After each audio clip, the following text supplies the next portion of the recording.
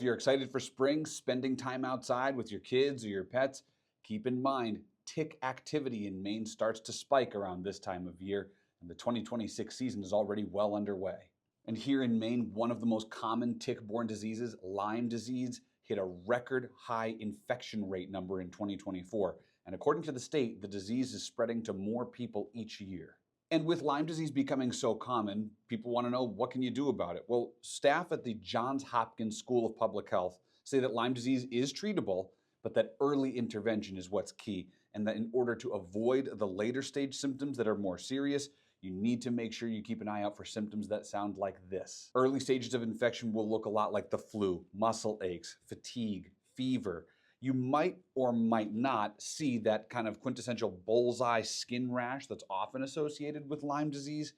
And if you are the outdoorsy type, there's always ways to protect yourself from an infection.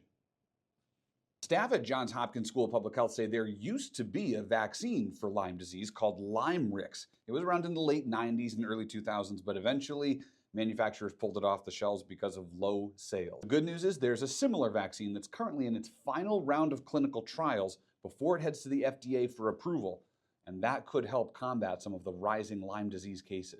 I think you guys all know some of the big prevention tips to make sure you don't get bit by a tick. Wear long clothing, wear bug repellent that contains DEET, all of the types of things that you can do, especially after you come in from being outside for a long time. Checking areas of your body, your clothes where ticks are known to attach.